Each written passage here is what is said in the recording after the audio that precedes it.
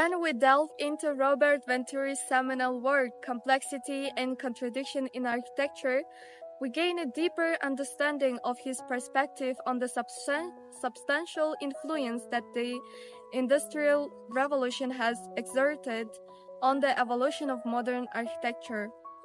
Venturi articulates that this era has brought about a pronounced simplification in architectural designs, reducing them to their most basic elements.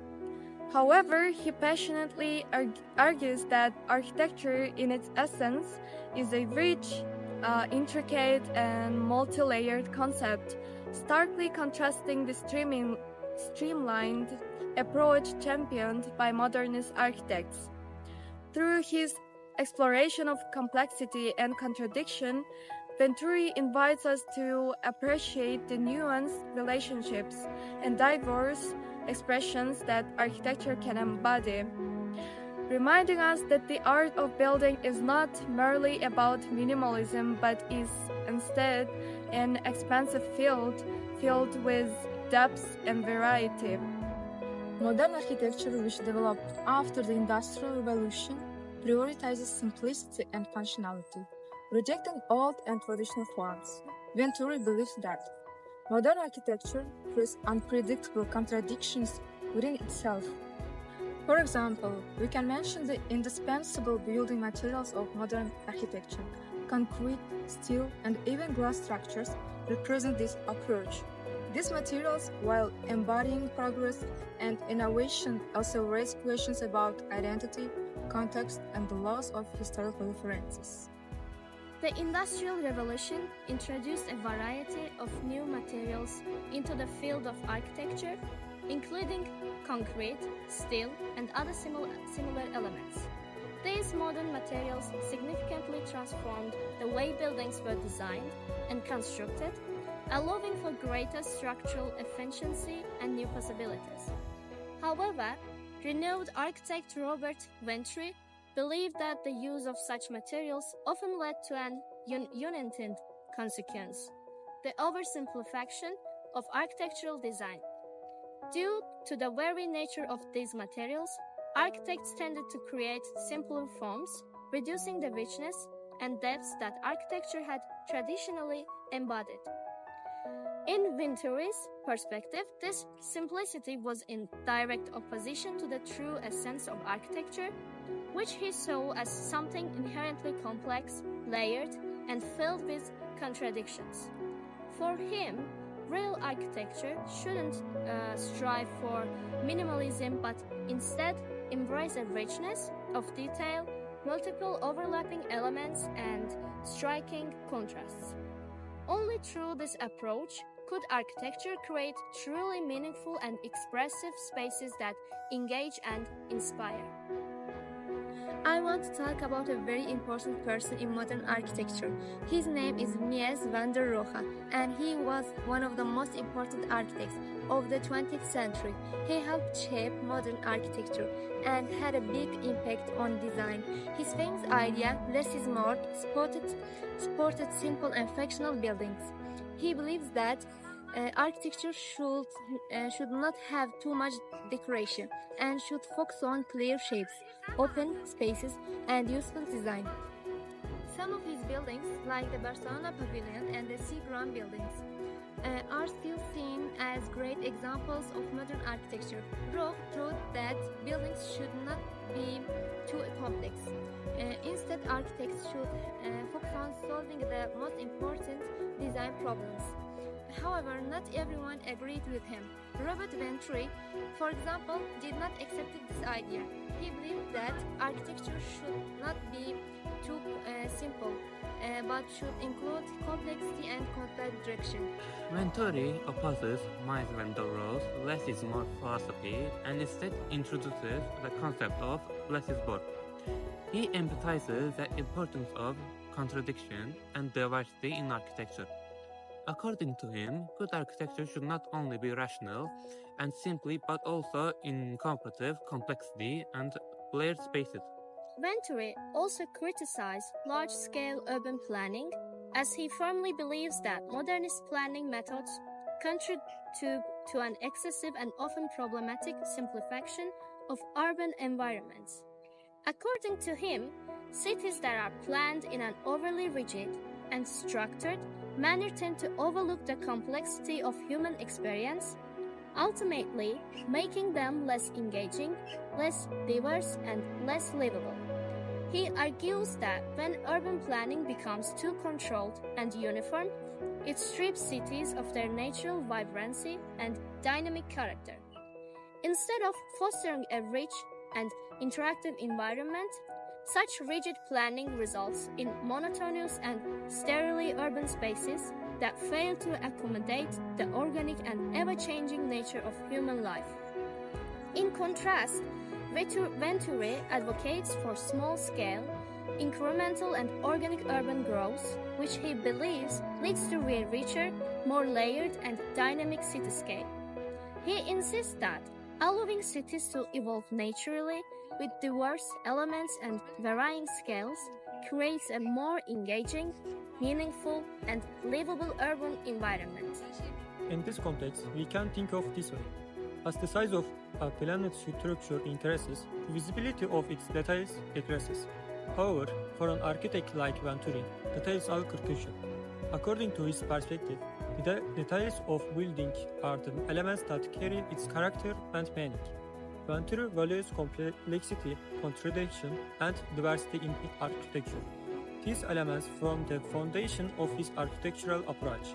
In contrast, the rigid minimalism of modernism, Venturi advocates for more inclusive and human-centered architectural vision.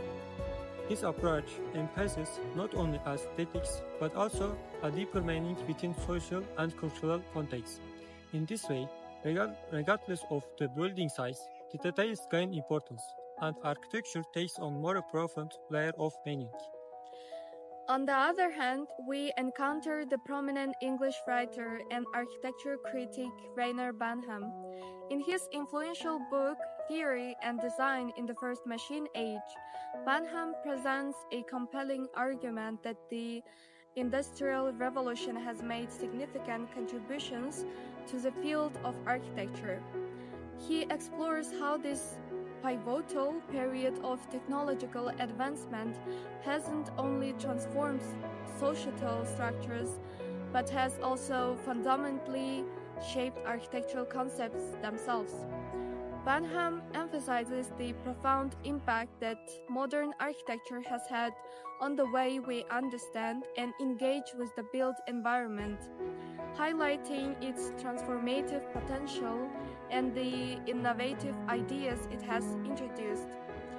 Through his insightful analysis, he encourages readers to appreciate the intricate relationship between industrial progress and the evolution of architectural practices, illustrating how the two have mutually influenced and enriched one another in the modern era.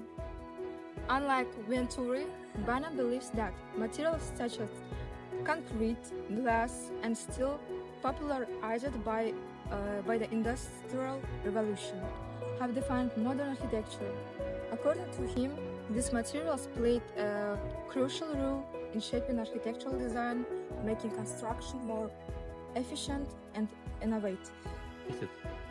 While Venturi highlights complexity and contradiction, Banham focuses on how technology and industrial advancement have transformed architecture.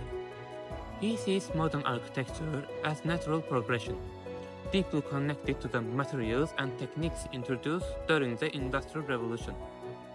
His perspective contrasts with those who criticize modernism for its simplicity, as he views it as an reflection of progress rather than limitation. In this context, let's examine Le Corbusier Domino House, which stands as one of the most significant examples of how materials can be utilized to achieve both functionality and flexibility in architectural design. When we analyze the structure, we observe that the columns and slabs are remain fixed, providing the essential supports for the building, while the walls are positioned freely, allowing for an open, adaptable space.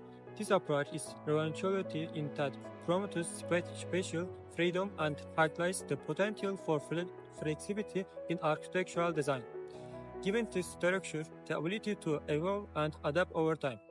If Le Corbusier and Bentham had lived in the same era, it's likely they would have disagreed on many aspects of architecture.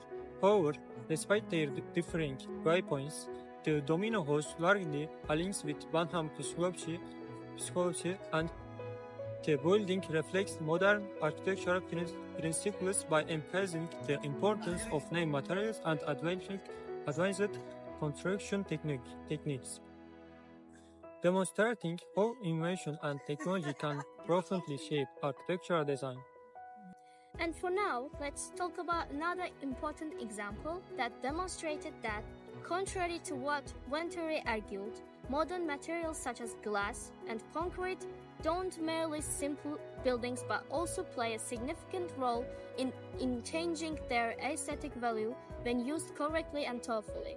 One of the most striking and well-known examples of how industrial materials can be harmoniously integrated with aesthetics is the Barcelona Pavilion, designed by Mies van der Rohe in 1929. This architectural masterpiece serves as a perfect illustration of how modern materials, rather than diminishing architectural richness, can contribute to a new and refined sense of beauty. In this groundbreaking work, Mies skillfully combined industry and art, pushing the boundaries of architectural design and presenting a completely new and innovative interpretation of space. By using materials such as glass, steel, and marble in a precise and elegant manner, he created a fluid, open, and visually stunning environment that redefined modern architecture. Another big difference between Bentham and Venturi is their ideas about modern cities. In his books, Theory and Design, in the first machine age, Bentham studies modern cities and explains that they are shaped by machines and technology. He believes that cities are not just beautiful works of art, but are always changing and growing. For Bentham, cities are built based on things like roads, electricity, and transportation, not just on artistic design. He thinks cities should be understood as living systems that keep developing over time. This idea is different from traditional city planning, which often focuses more on the look and style of cities rather than how they work.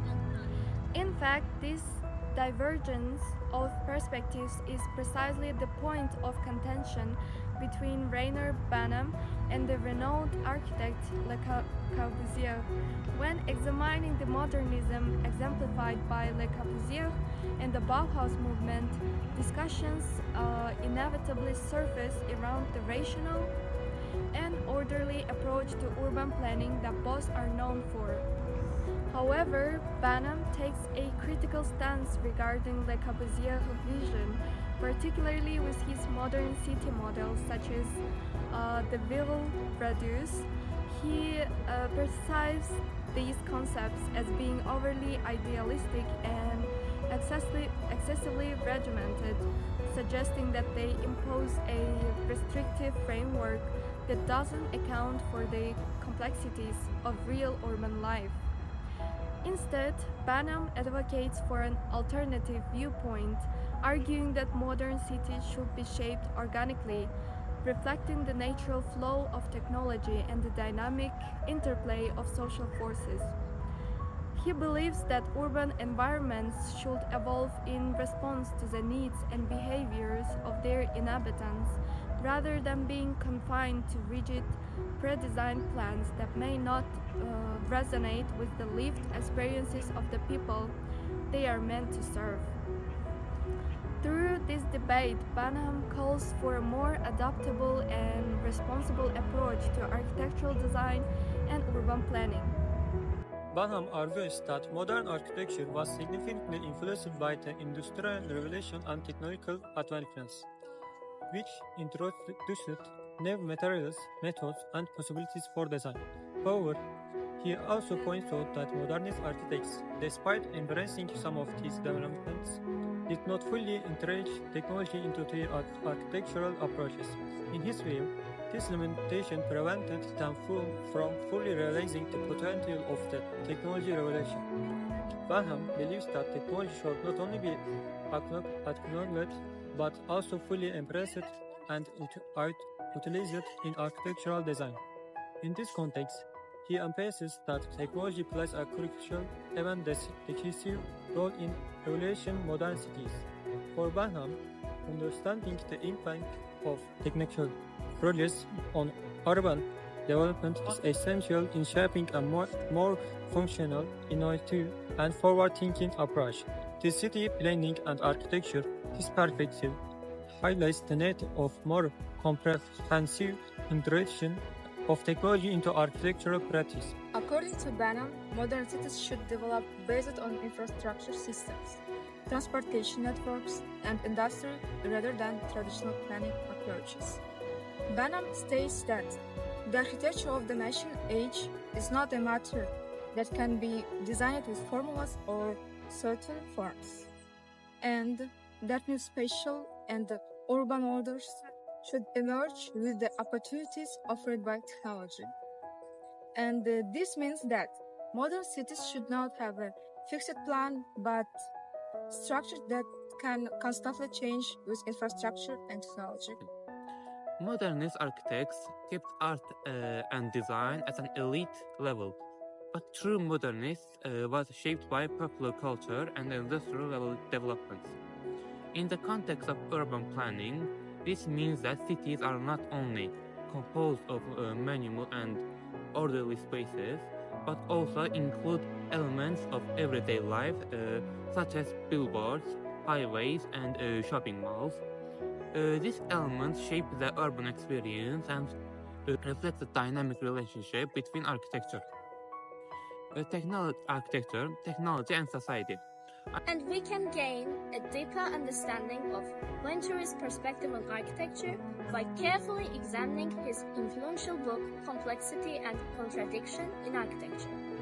In this important work, Venturi presents his architectural philosophy, which challenges the most dominant modernist approach and argues for a more nuanced and layered understanding of design. His groundbreaking ideas played a crucial role in shaping and forming the foundation of the postmodern architectural movement, which emerged as a reaction against the rigid principles of modernism.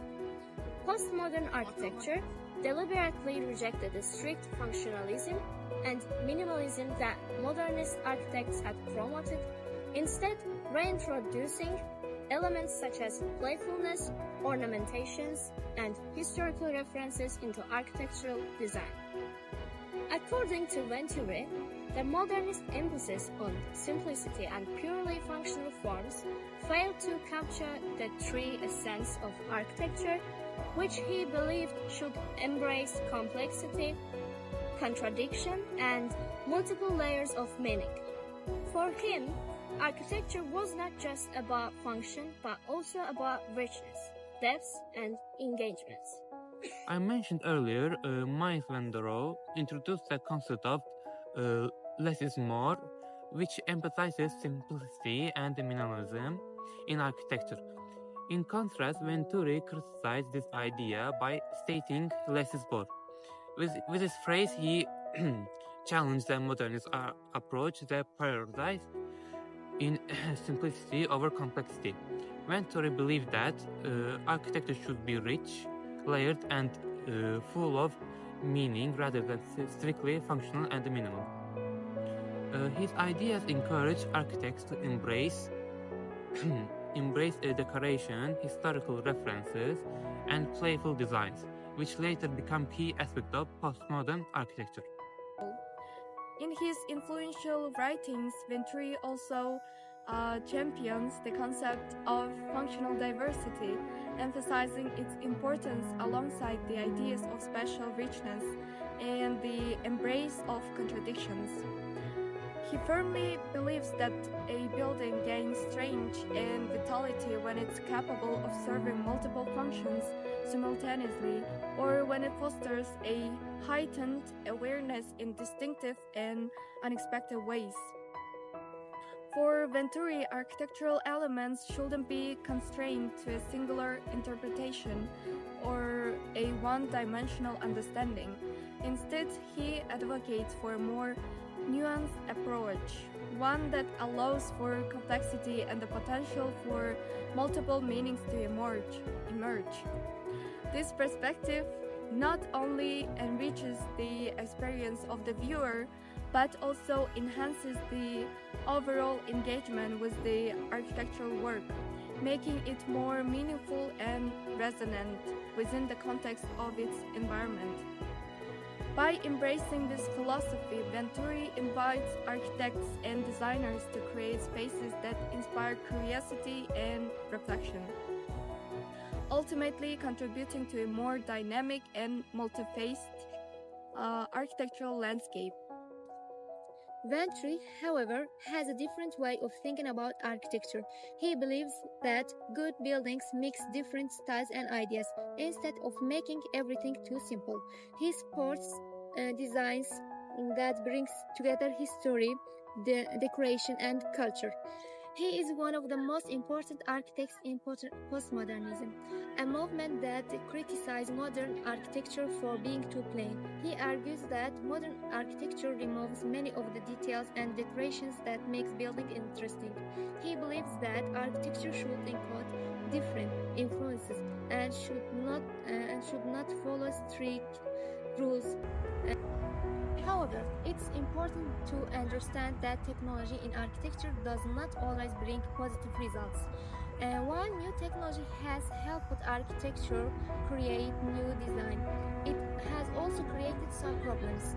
Benham warns that modern buildings rely too much on artificial systems like air conditioning, electric lights, and machines. Because of this, some buildings feel less connected to nature and their surroundings.